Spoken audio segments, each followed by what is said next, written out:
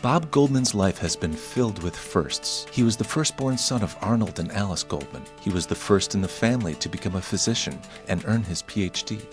Bob was also first in the Goldman family to write a book. His first book, Death in the Locker Room, Steroids and Sports, became a bestseller.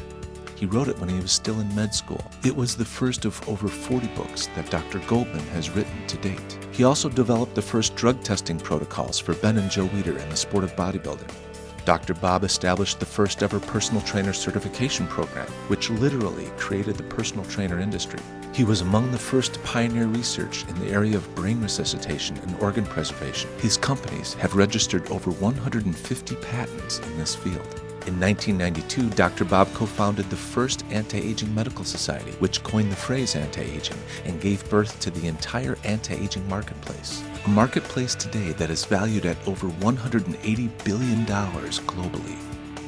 Dr. Bob's remarkable series of firsts actually started when he was a teenager. He was a four-sport athlete in high school, including football and wrestling, and set his first world strength record when he was just 14 years old.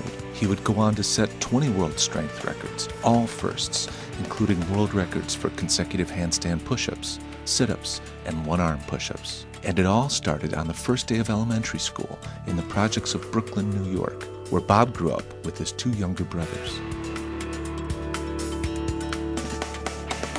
The first day in elementary school, they were doing pull-ups. I didn't even know what a pull-up was.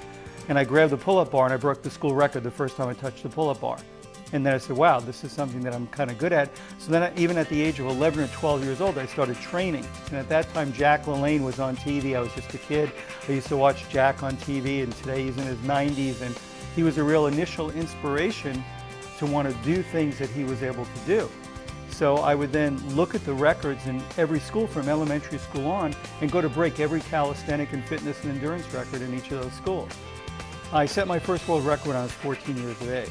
I was actually in my gym at school and I was doing sit-ups, and I just kept going and going. And I was just doing 1,000 after 1,000, and when I finished, I found that, hey, wow, you did more than is in the Guinness Book of World Records. And so I went through that process of submitting and going for world records through Guinness World Book.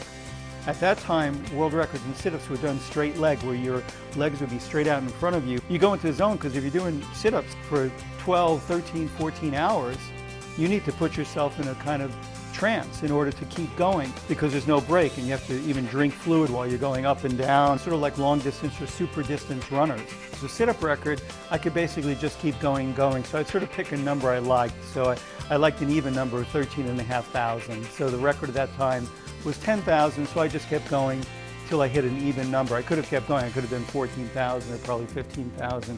But I felt that I had beat the previous record by 3,500 sit-ups, so I figured that was okay. With the handstand push-up record, it's a little bit different.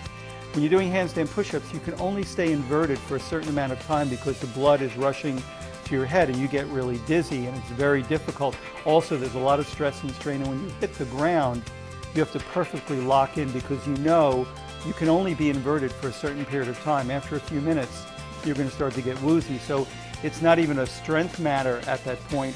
It's a stability matter. You can't stay inverted for that long because you're just going to pass out. And generally, that's what happens at the end. You literally almost pass out. He was always just really driven to do the sets and reach the goals, because a lot of those goals were self-imposed.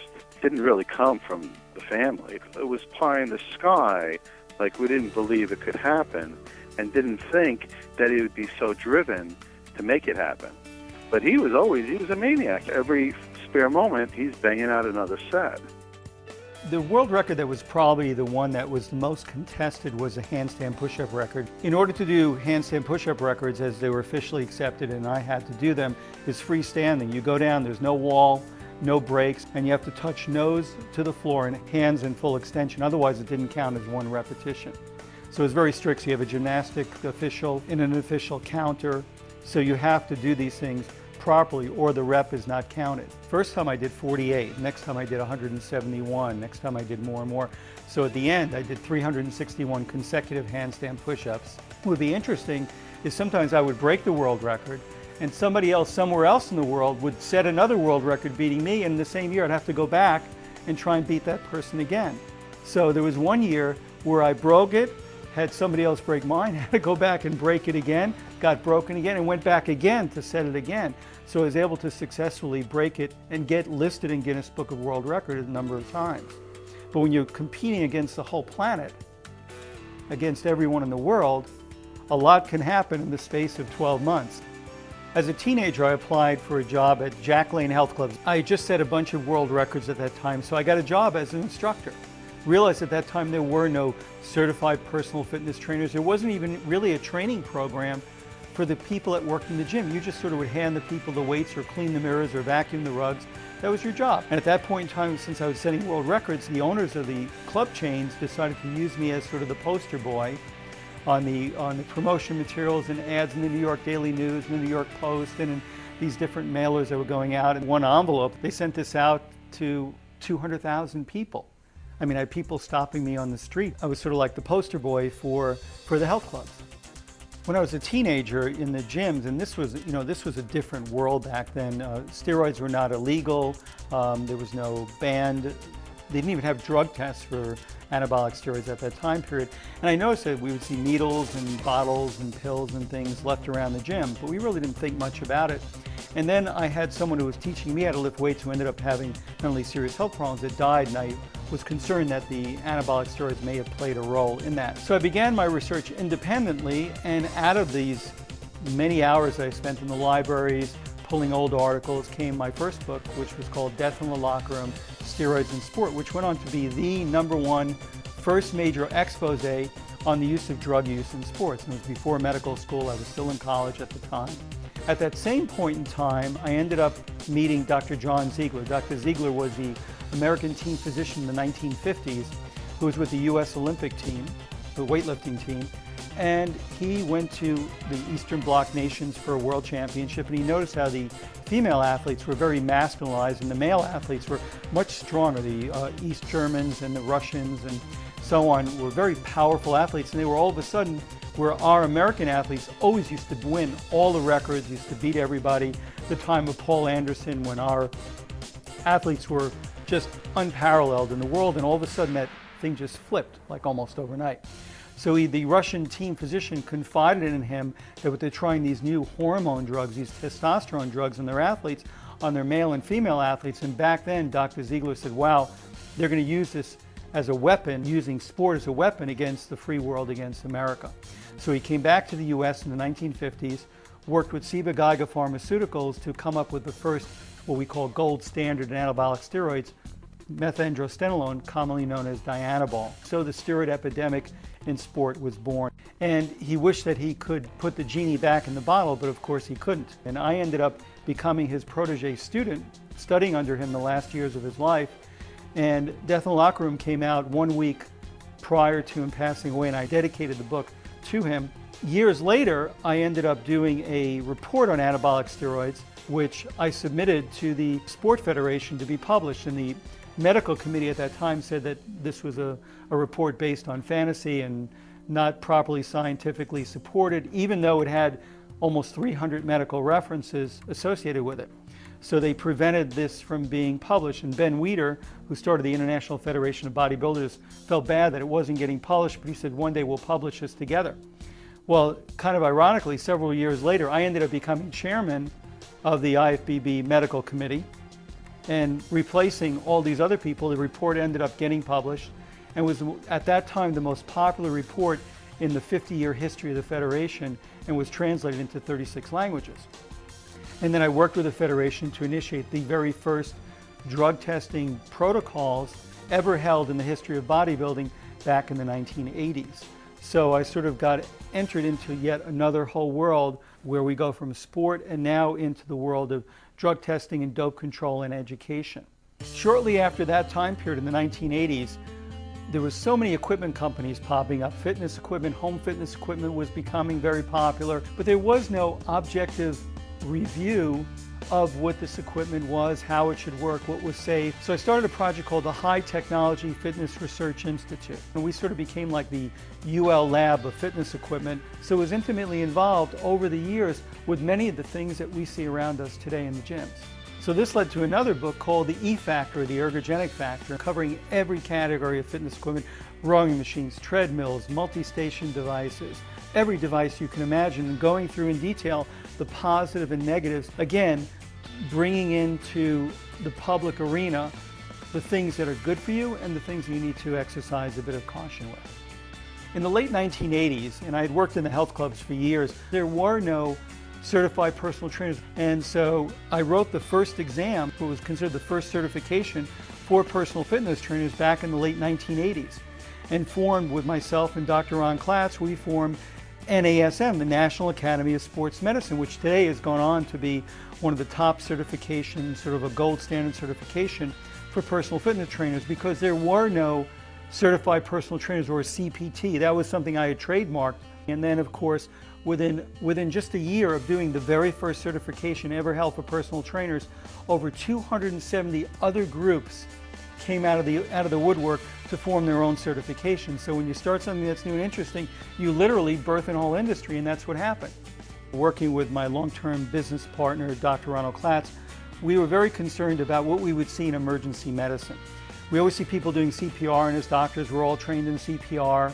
What we found is that 95% of the people died whether you did CPR or not. So we actually developed and did the first whole array of patents in brain resuscitation, where we knew if we keep the brain alive long enough, the heart can hang around for 20, 30 minutes. The brain, we only had 5 or 6 minutes. So if we could chill down the temperature of the brain or infuse different chemicals in or preserve the brain or do some type of brain resuscitation technique, we could keep the brain alive long enough to get them to the emergency care facility. So we wrote the whole array of original patents in brain resuscitation technologies. And then over time, these things became part of the mainstream medicine with brain cooling and so on. We also knew about preserving organs, that if we could chill down the organs, we could preserve them longer so they can then be transplanted. At one time, we were overseeing a patent portfolio of over 150 patents in the areas of brain trauma, emergency medicine, blood products, and so on. So we were very aggressive in taking that technology and saying, how can we turn it into something that will really save lives? Today, the organ resuscitation and rejuvenation technologies that we've developed are now saving tens of thousands of lives around the world, because we are now able to take organs and reanimate them so they can be transplanted to people. In the late 1980s, we flew 12 doctors to Chicago, all specialists in different areas of medicine, and we said, you know, we have to change. We have to develop medicine for the future. We have to develop a whole new paradigm of medicine. So we developed the American Academy of Anti-Aging Medicine, actually came up with a term, anti-aging, which is now used around the world. And so anti-aging medicine was born with just 12 doctors, and today has evolved into the largest preventive medical society in the world, with over 22,000 physicians and scientists as members in over 110 countries. We do conferences globally, and we train tens of thousands of doctors a year. In fact, we've trained over 100,000 physicians and scientists on site at these conferences. And we were getting governments, ministries of health, ministries of sport to be involved. And again, going back to the bodybuilding industry, that gave the entrees, because during those years of bodybuilding, I got to meet the ministers of sport and ministers of health and prime ministers and heads of government in these nations all over the world. So I was then able to use those contacts for our medical federation to help us grow globally so quickly at the highest level. And that's what's allowed us to expand and to grow into the organization we are today. My goals now are to try and change the way the aging process takes place. I think that people should be healthy and strong well into 100 to 120 years of age. We're really on the brink of some very exciting things with the advent of stem cells, nanotechnology, genetic engineering, gene therapy. We're in the most amazing time in medicine and life that this planet has ever seen. And that's what's really exciting, to live in a time period when the impossible is truly possible. In a lifetime filled with firsts in both athletics and business, Dr. Goldman will be the first to tell you that health is his most valuable asset. Everyone needs to do some type of physical activity every day, no matter what their age. Your health is your wealth. Your health is the most valuable possession you will ever own.